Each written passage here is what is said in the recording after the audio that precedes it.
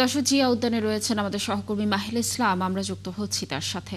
মাহিলা, আজ বেগম খালেদা জিয়ার সমাধিতে শ্রদ্ধা জানাতে লোক সমাগম কেমন দেখছেন, আর বিএনপির পক্ষ থেকে আজ সেখানে কোনো আয়োজন রয়েছে কিনা, কি তথ্য রয়েছে জানাবেন?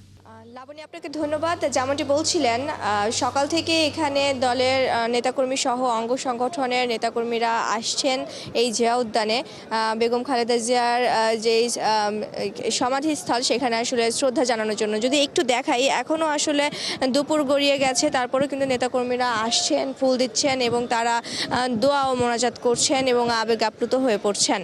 কিছুক্ষণ আগে দলের সিনিয়র যুগ্ম মহাসচিব রুহুল কবির রিজভী এসেছিলেন নারী জাতীয়তাবাদী নারী দলের সাধারণ সম্পাদক, এবং কিছুক্ষণ পর বেলা 2টা নাগাদ এখানে বিএনপি স্থায়ী কমিটির সদস্য নজরুল ইসলাম খানের আসার কথা রয়েছেন। তিনি এখানে আসবেন, ফুল দিবেন এবং শ্রদ্ধা জানাবেন।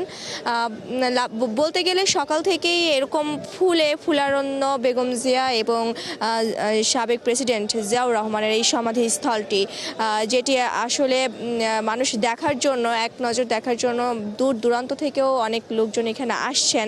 অনেকে ছোট শিশু নিয়েও আসছেন তার পরিবার থেকে, যাতে প্রজন্মকে তাদের বিষয়ে জানানোর জন্য। আসলে সকাল থেকে বলতে গেলে এখনকার মতো পরিস্থিতিগুলো এরকমই, যে সকাল থেকে নেতাকর্মীরা আসছেন এবং সাধারণ মানুষরা আসছেন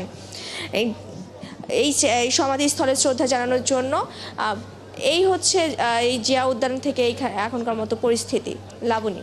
মাহিলা, ধন্যবাদ আমাদের সাথে যুক্ত থাকার জন্য। আপনি থাকুন জিয়া উদ্যানে, নিশ্চয়ই আমরা আবার আপনার সাথে যুক্ত হয়ে সর্বশেষ তথ্য জানানোর চেষ্টা করব।